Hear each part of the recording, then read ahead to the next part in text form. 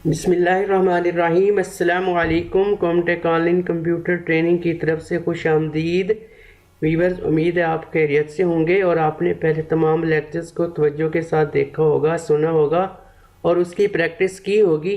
आज lecture number 12 के साथ हाजिर हूँ। आज के लेक्चर के अंदर हमने एक मास्टर फाइल तैयार करनी है। उसके अंदर किसी भी बुक को यानी मल्टी पेज के ऊपर अगर आप कोई बुक कंपोज करना चाहते हैं तो आप एक फ़ाइल के अंदर वो बुक कंपोज करेंगे और आसानी के साथ उसकी सेटिंग कर सकते हैं। इससे सबका जितने भी हमारे लेक्चर्स थे उनके अंदर हम हर एक टेक्स्ट या हर एक पैराग्राफ या कोई पोइम थी उसकी अलग-अलग फॉर्मेटिंग करते थे और हमें रिबन और कैरेक्टर बॉक्स का सहारा लेना पड़ता था। लेकिन इस लेक्चर के प्रैक्टिस के बाद आपको बार बार रिबन के ऊपर नहीं जाना पड़ेगा, बल्कि हमने हर एक फॉर्मेटिंग की अलग से स्टाइल शीट तैयार करनी है और हमने हर एक फॉर्मेटिंग को स्टाइल शीट के ज़रिए तब्दील करना होगा। तो आइए स्टार्ट करते हैं। स्टार्ट करने से पहले तमाम व्यूवर्स से गुजारिश है कि आपने वीडियो को लाइक करना है और अगर आपने अभी तक चैनल को सब्सक्राइब नहीं किया तो चैनल को ज़रूर सब्सक्राइब कीजिएगा। ये चैनल बाकी तमाम चैनल्स की निस्बत इनफरादी है। आपने YouTube के ऊपर हज़ारों लाखों चैनल देखे होंगे। सिखाने के एतबार से हर जो ट्यूटर होता है वो ज़्यादा बोलने पर तवज्जो देता है, लेकिन प्रैक्टिकली इतना ज़्यादा नहीं सिखाया जाता। तो इस चैनल को ऊपर आपको हर प्रोग्राम जो भी आपके सामने प्रोग्राम या कोर्स शुरू किया जाएगा आपको मुकम्मल तरीका अच्छे तरीके से सिखाया जाएगा और वीडियो की लेंथ को बगैर किसी वजह के ज़्यादा लंबा नहीं किया जाएगा ताकि आपका टाइम ज़ाया हो सके। तो स्टार्ट करते हैं। इस लेक्चर को स्टार्ट करने के लिए हमें एक नई फ़ाइल की ज़रूरत पड़ेगी क्योंकि हमने अलग से फ़ाइल तैयार करनी है और उस फाइल के अंदर हमने कोई भी उर्दू की बुक अगर हम ले लेते हैं तो उर्दू की बुक को अगर हम कंपोज करते हैं तो उसके तमाम टॉपिक्स को किस तरीके से हम सेटिंग कर सकते हैं। तो मैंने नई फाइल जो मेरे पास मौजूद है उसके अंदर मैंने लिखने का काम पहले से कर रखा है ताकि आप लोगों का टाइम लिखने के दौरान ज़ाया ना हो सके। लेकिन आपने जब प्रैक्टिस करनी होगी तो उस वक्त आपको ये सारा कुछ लिखना पड़ेगा। तो अब चलते हैं हम नई फाइल की तरफ। सबसे पहले मैं फाइल मेन्यू के ऊपर क्लिक करता हूँ। क्लिक करने के बाद मैंने पहले से फाइल ओपन की हुई, इसका नाम भी मैंने वही रखा हुआ है।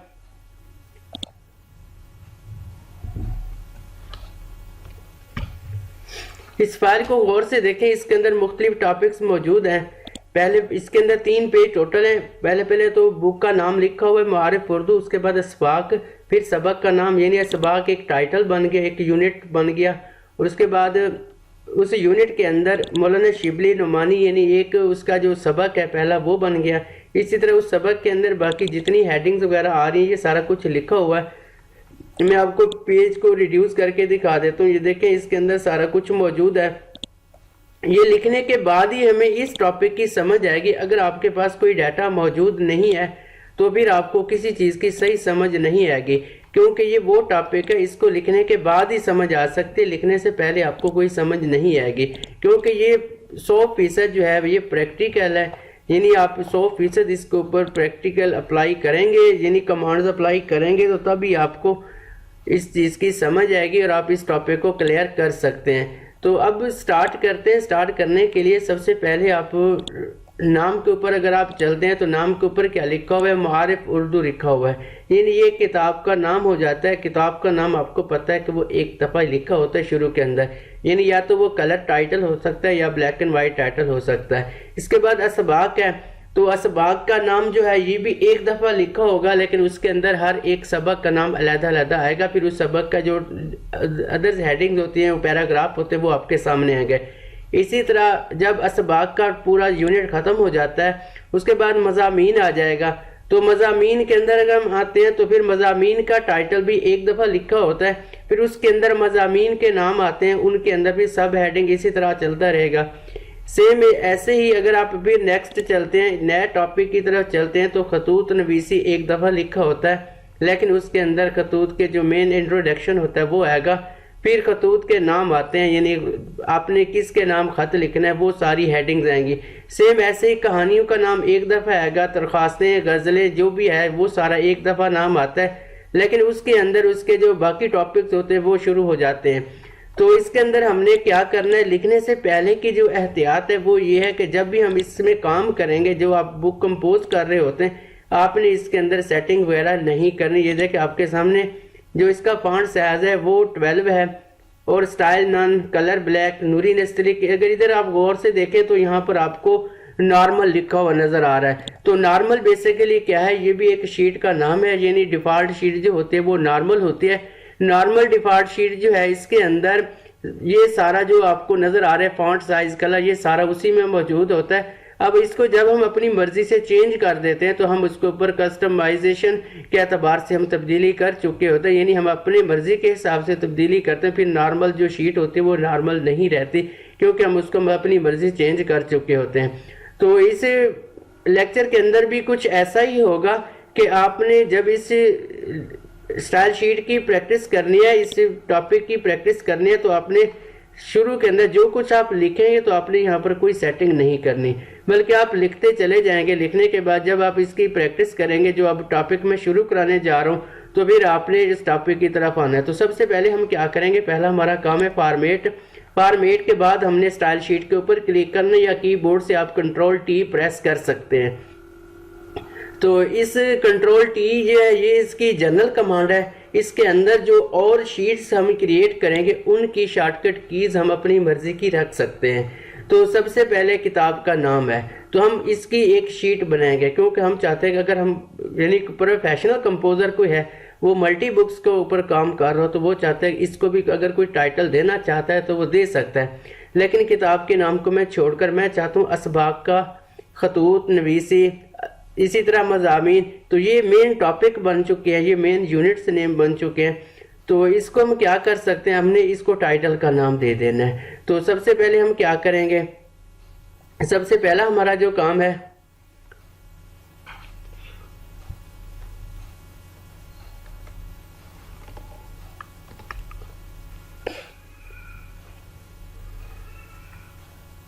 मैं थोड़ा सा इसको मैग्नीफायर कर देता हूं ताकि आपको सही समझ आ सके।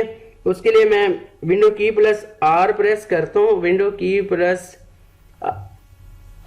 आर प्रेस करने के बाद मैं मैग्नीफायर का जो कमांड है वो मैं अप्लाई कर देता हूं। इधर उस प्रोग्राम को ओपन कर देता हूं ताकि आपको ये हिस्सा सही तरीके से नजर आ सके। अब गौर से देखें, आपको ये हिस्सा करीब नजर आ रहा है। अब हम शुरू करने चाह रहे हैं मारिफ उर्दू को मैंने छोड़ दिया। ये हेडिंग क्योंकि वन टाइम बुक नेम है, तो इसको हम इसके ऊपर हमारी तवज्जो इतनी नहीं होगी, क्योंकि बुक का नाम जैसा चाहे हम उस तरह लिख सकते हैं। उसके बाद आते हैं असबाक। अब असबाक एक मेन टाइटल है, तो हम टाइटल का हम चाहते हैं पूरी जो हमारी बुक होगी उसके अंदर जितने भी टाइटल आएंगे तमाम का स्टाइल, साइज, फॉर्मेटिंग एक जैसी होनी चाहिए। तो उसके लिए हम जाएंगे न्यू के ऊपर। न्यू के ऊपर क्लिक करने के बाद हमने क्या करना है, इधर हम नाम लिखेंगे टाइटल का, क्योंकि हमारी जो इस वक्त पहली शीट क्रिएट होने जा रही है उसका नाम है टाइटल। टाइटल लिखा है, टाइटल लिखने के बाद ओके का बटन प्रेस किया। अब कंप्यूटर कहता है कि आप इसकी कोई की बना सकते हैं। कंट्रोल शिफ्ट जो है ये फ्रीज हो चुका है, इसको हम चेंज नहीं कर सकते। तो अब आसानी की खातिर जो हमारी शीट का नाम होगा हम उसका पहला कैरेक्टर रख सकते हैं। तो इधर मैंने टी रख दिया। इसका मतलब ये होगा कि जो इस टाइटल की शॉर्टकट की बनेगी कंट्रोल शिफ्ट टी बनेगी। उसके बाद बेस इसकी नॉर्मल, बेस को हमने चेंज नहीं करना। इसी तरह कैरेक्टर के ऊपर आएंगे। अब जो साइज हमने इसका चेंज करना होगा, रिबन की बजाय हमने कहाँ पर जाना होगा, हमने कैरेक्टर बॉक्स के ऊपर जाना है। कैरेक्टर बॉक्स से मैं चाहता हूँ इस जितने भी ये टाइटल होंगे इन तमाम का साइज 60 होना चाहिए, तमाम का कलर रेड होना चाहिए।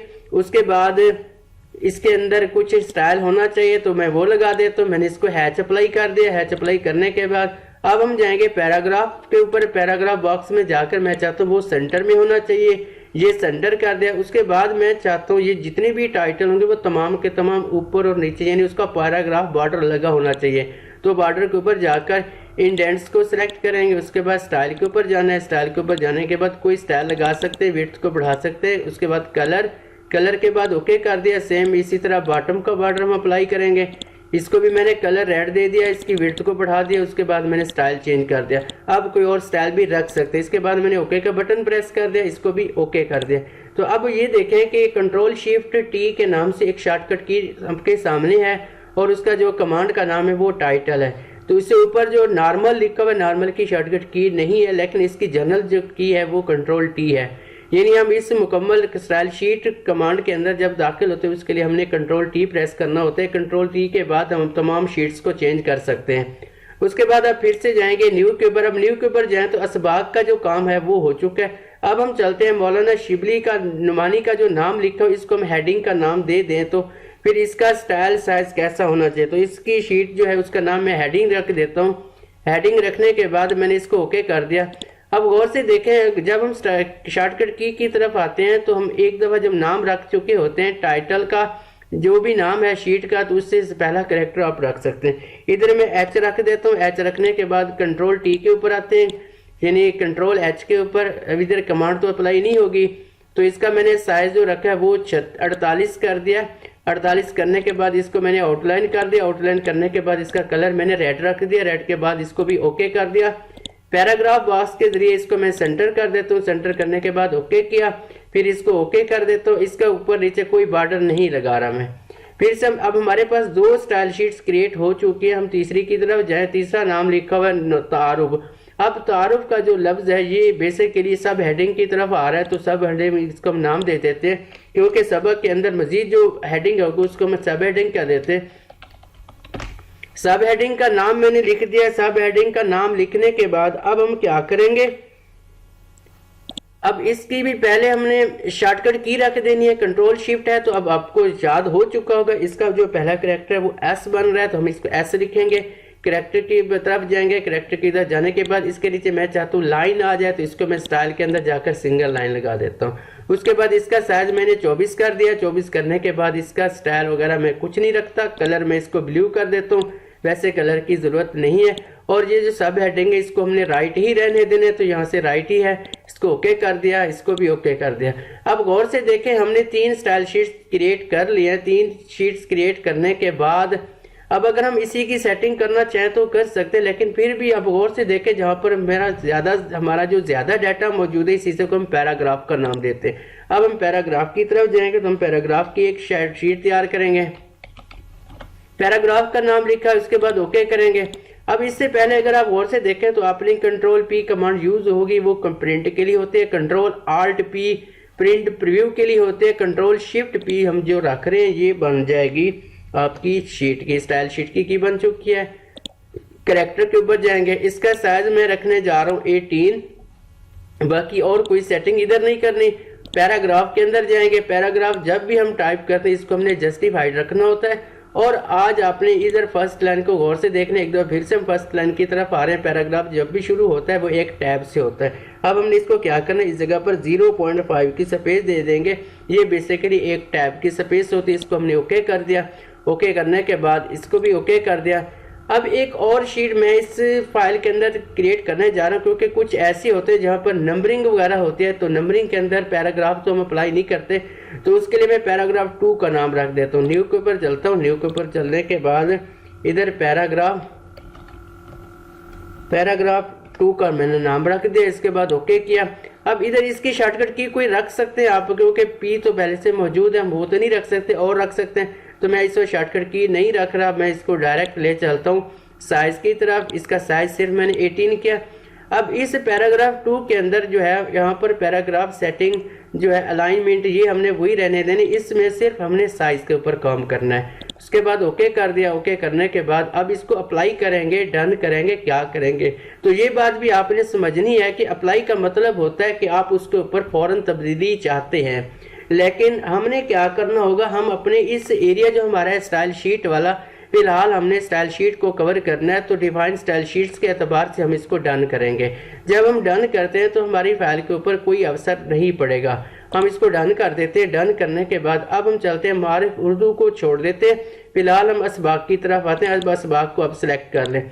जैसे हम असबाग को सिलेक्ट करते हैं, असबाग को सिलेक्ट करने के बाद अब शॉर्टकट की हमने इसकी रखी थी कंट्रोल शिफ्ट टी, तो हमने इसकी शॉर्टकट की जो रखी थी वो क्या थी, कंट्रोल शिफ्ट टी। अब control shift T command apply करेंगे तो आपके सामने इसकी जो सेटिंग है वो आपके सामने आ जाएगी, किस तरीके से इसको हम अप्लाई कर सकते हैं। इसको गौर से देखें। इससे पहले मैं मैग्नीफायर को क्लोज कर देता हूँ ताकि अब आपके सामने जो फाइल है वो फ्रीज हो जाए, बार बार ये स्किपिंग इसमें जो आ रही है जूम इन आउट आ रहा है वो ख़त्म हो जाए। मैं इस मैग्नीफायर को क्लोज कर देता हूँ, फिर से मैं जूम को 18 कर देता हूँ, यानी 200 कर देता हूँ F8 कमांड के जरिए। अब हम क्या करते हैं, इस बाग को सिलेक्ट किया हुआ है, कंट्रोल शिफ्ट टी कमांड मैंने अप्लाई की। अब गौर से देखें, गौर से इसको देखें, अब इसके ऊपर जो मैंने सेटिंग वहां पर की थी वो अप्लाई हो चुकी है। अब हमें एक तो बार बार यहाँ पर नहीं जाना। अब ये देखिए इधर जितनी भी मैंने सेटिंग की थी वो सारी यहाँ पर अप्लाई हो चुकी है। अब हम चलते हैं हेडिंग की तरफ, यानी सबक का नाम है, ये सबक यूनिट का नाम हो गया। अब सबक का नाम है, सबक के नाम के लिए हमने क्या रखा था, इसको हेडिंग का नाम दिया कंट्रोल शिफ्ट एच। अब हेडिंग भी आ चुकी है और टाइटल भी आ चुका है, हेडिंग भी मौजूद है, टाइटल भी मौजूद है। अब हम अपना काम करेंगे। ये मैंने इसके साइज वगैरह ज़्यादा बड़े हुए थे क्योंकि बुक्स की सेटिंग के अंदर इतने बड़े साइज नहीं होते। आपको सिर्फ मेन हमारा मकसद तो होता है ना कमांड सिखाना, बाकी आप लोगों ने अपनी जो बुक होती है उसके हिसाब से फॉन्ट साइज कलर सारा कुछ रखना होता है। अब हम आते हैं सब हेडिंग क्या थी, हमने इसको रखा था कंट्रोल शिफ्ट एस। मैं कंट्रोल शिफ्ट एस प्रेस कर देता हूँ। अब जो शीट यहाँ पर हम अप्लाई कर रहे होते हैं वो आपको रिबन के अंदर वहां पर आपको स्टाइल शीट में भी नजर आ रही होती है। अगर मैं पहली हेडिंग को सिलेक्ट करता हूँ तो इसका नाम हेडिंग है। इससे ऊपर अगर हम चलते हैं तो इसके ऊपर टाइटल का नाम लिखा हो, यानी ये वाली जो शीट है ये टाइटल के नाम की शीट है, ये दूसरी शीट जो है ये सब हेडिंग के नाम की शीट है, ये तीसरी शीट जो है इसको हम सब हेडिंग का नाम देंगे। अब हमने क्या करना, हम चलते हैं पैराग्राफ की तरफ। पैराग्राफ को सिलेक्ट किया, पैराग्राफ को सिलेक्ट करने के बाद शॉर्टकट की अप्लाई करेंगे कंट्रोल शिफ्ट पी। अब जैसे कंट्रोल शिफ्ट पी प्रेस किया तो वहां पर पैराग्राफ का नाम आ चुका है और हमारा जो पैराग्राफ है वो उसी सेटिंग के अंदर तब्दील हो चुका है। अब हम क्या करते हैं, क्योंकि मैंने कुछ जो है सेटिंग मैंने चेंज की थी, गौर से देखें, मैं इसको दोबारा से एक्चुअल कर रहा हूँ। अब एक ये सब हेडिंग है, अब ये जो है ये भी एक सब हेडिंग है, तो इसको हम क्या करेंगे कंट्रोल शिफ्ट एस। इसके नीचे अगर हम चलते हैं तो नीचे इसके फिर पैराग्राफ मौजूद है। अब पैराग्राफ, अगर हम इसको पैराग्राफ का नाम देते तो इसका शुरू वाला टैब खत्म कर देंगे क्योंकि वहां पर हमने टैब खुद से दिया हुआ है। अगर हम इसको खत्म कर देंगे तो फिर इसके ऊपर टैब भी ऑटोमेटिकली आ जाएगा, कंट्रोल शिफ्ट पी। अब ये पैराग्राफ, अब इसके नीचे आ गया मज़ामीन, ये फिर से टाइटल बन रहा है तो कंट्रोल शिफ्ट टी। अब उसके नीचे फिर अमानत और दियानत, ये इसका सबक का नाम यानी मजमून का नाम बन गया, ये कंट्रोल शिफ्ट एच हेडिंग बन गया। उसके बाद ये उसकी सब हेडिंग बन गई कंट्रोल शिफ्ट एस। सब हेडिंग के नीचे फिर इसको सिलेक्ट कर, मैं ट्रिपल क्लिक से सिलेक्ट कर control shift P. Control shift P के बाद फिर से हम नीचे की तरफ आते हैं, मैं एरो की का इस्तेमाल कर रहा हूँ। अब ये देखें अमानत की अहमियत, तो ये भी एक किस्म की सब हेडिंग बनी कंट्रोल शिफ्ट एस। उसके नीचे पैराग्राफ है कंट्रोल शिफ्ट पी। अब उसके नीचे फिर से पैराग्राफ है, इसको भी हम पैराग्राफ का नाम दे रहे हैं, ये भी एक किस्म का पैराग्राफ। इसको सिलेक्ट किया कंट्रोल शिफ्ट पी। अगर आप चाहते हैं इसके शुरू की स्पेस मजीद कम करना चाहते हैं तो फिर हमने पैराग्राफ 2 का नाम दे देना क्योंकि सिर्फ हम इसको कलर के हिसाब से चेंज कर रहे हैं। उसके बाद अमानत दियानत की मुख्तलिफ सूरतें, ये फिर से सब हेडिंग बनी कंट्रोल शिफ्ट एस। उसके बाद फिर से पैराग्राफ है, ये देखिए कंट्रोल शिफ्ट पी। अब इस पैराग्राफ के नीचे, क्योंकि मैंने कहा था कि कुछ ऐसे भी टॉपिक होते हैं जहाँ पर टैब शुरू से देना जरूरी होता है, जब नंबर आ जाए तो फिर टैब देना जरूरी होता है। अब इसमें टैब तो मौजूद है तो फिर इसके अंदर टैब की जरूरत नहीं पड़ेगी। फिर हमने क्या करना, इसको वैसे सिलेक्ट करके ये जितने तक नंबरिंग आ रही है इसको हमने कंट्रोल शिफ्ट पी, क्योंकि हमने पैराग्राफ 2 की कोई शॉर्टकट की नहीं रखी तो इसको वैसे पैराग्राफ 2 के हिसाब से सिलेक्ट कर देंगे। अब पैराग्राफ 2 के साथ सिलेक्ट करने के बाद फिर से हम आते हैं खतूत नवीसी कंट्रोल शिफ्ट टी। अब ये टाइटल की तरफ आ गए, नए सफ़े से शुरू हो रहा है हमारा टाइटल, इसको हम एंटर कर देते हैं। एंटर से अगर हम चलेंगे तो फिर नए सफ़े पर आ जाएंगे। अब उसके बाद खतूत की अक़साम, तो ये उसकी हेडिंग बन गई, इसको हमने हेडिंग का नाम दे दिया। अब ये जो है ये उसका पैराग्राफ बन गया क्योंकि ये पहली हेडिंग ये इसकी, ये उसके पैराग्राफ कंट्रोल शिफ्ट पी कर दे या इसको कंट्रोल शिफ्ट पी यानी पैराग्राफ 2 का नाम दे दे तब भी ठीक है। तो इसको मैं पैराग्राफ 2 के ऊपर प्ले करूंगा तो सिर्फ इसका साइज बड़ा होगा। अब हेडिंग की तरफ आते हैं तो इसका, अब इसकी हेडिंग चेंज करनी पड़ेगी तो इसको क्या करेंगे कंट्रोल शिफ्ट एस, ये इसकी सब हेडिंग बन गई। तो सब हेडिंग के बाद फिर ये उसकी दूसरी सब हेडिंग बन गई कंट्रोल शिफ्ट एस, ये उसकी तीसरी सब हेडिंग बन गई कंट्रोल शिफ्ट। अब हम चलते हैं पैराग्राफ। अब इसको पैराग्राफ के लिए कंट्रोल शिफ्ट पी की कमांड अप्लाई करेंगे तो इसकी सेटिंग हो जाएगी। अब ये भी एक पैराग्राफ है, कंट्रोल शिफ्ट पी अप्लाई करेंगे तो इसकी भी सेटिंग हो जाएगी। फिर मैं एरो की का इस्तेमाल कर रहा हूँ, इसके आखिर में पेज खत्म हो गया तो मैं एंटर यूज कर देता हूँ। एंटर यूज करने के बाद अब मैंने बैक स्पेस का इस्तेमाल किया, बैक स्पेस के बाद फिर से मैं एरो की का इस्तेमाल करता हूँ। अब फिर से हमारे पास एक और पैराग्राफ मौजूद है, कंट्रोल शिफ्ट पी, क्योंकि जहां पर टैब हमने अप्लाई करना होता है फिर हमने ये काम करना होगा, हम पैराग्राफ वाली कमांड अप्लाई करेंगे। अब छोटे भाई के नाम खत, अब ये खत पहला है तो इसको हम हेडिंग का नाम दे देंगे, ये पहला खत हमारा कंट्रोल शिफ्ट एस। अब इसका साइज बहुत बड़ा है तो इसको हम मजीद छोटा करना चाहते हैं, कंट्रोल शिफ्ट एस, ये आगे इसकी सब हेडिंग। अब ये जितना भी आपका डाटा लिखा हो इन दोनों के ऊपर हमने सिर्फ, अगर इस सारे को पैराग्राफ का नाम देना चाहते हैं तो इस सारे को सिलेक्ट करने के बाद कंट्रोल शिफ्ट पी कर दे तो इस सारे के ऊपर सेटिंग चेंज हो जाएगी और इस सारे के शुरू में टैब आ जाएगा। उसके बाद अब जहां पर ये रेड लाइन आपको नजर आ रही है बता रही होती है कि आपका पेज खत्म हो चुका है। अब ये देखें हमारे पास शुरू के अंदर 3 पेज थे, अब पेज की तादाद ज्यादा हो चुकी है क्योंकि अब हमारा डाटा बढ़ता जा रहा है, क्योंकि पहले हमने सेटिंग इसकी नहीं की थी तो अब सेटिंग जब हम कर चुके हैं तो फिर इसका डाटा जो है वो चेंज होता जाएगा। अब ये सारा डाटा इसको हम वैसे पैराग्राफ 2 का नाम दे देते हैं क्योंकि हमने इसका सिर्फ साइज ही बड़ा करना है, लेकिन ये जो है इसकी हम हेडिंग देना चाहते हैं तो इसको क्या करेंगे, कंट्रोल शिफ्ट पी पैराग्राफ का नाम दे सकते हैं। इसके अलावा अगर आप किसी और डाटा को मजीद चेंज करना चाहते हैं या आप चाहते हैं फिर पहली हालत में चले जाएं तो फिर पहली हालत में जाने के लिए हमने क्या करना होगा, सारे को एक दफ़ा सिलेक्ट करेंगे। सिलेक्ट करने के बाद कंट्रोल, यानी हम इसको सिर्फ नॉर्मल अप्लाई करेंगे तब भी ये ठीक हो सकता है। अब मैं चाहता हूँ कि आपको दोनों पेज का व्यू करा दूँ, मैं व्यू में जाता हूँ, फेसिंग पेज को मैं अप्लाई कर देता हूँ। फेसिंग पेज को अप्लाई करने के बाद मैं रिड्यूस में चलता हूँ, ये देखें गौर से देखें जिस तरह आपकी बुक होती है उसी तरह आपको नजर आएगी। तो पहला पेज सिंगल होता है, ये आपको सिंगल पेज ही नजर आएगा। पेज 2 पर चलते हैं, ये देखें मज़ामीन, मज़ामीन के बाद उसकी हेडिंग आपके सामने आ चुकी है, ये तीसरा पेज।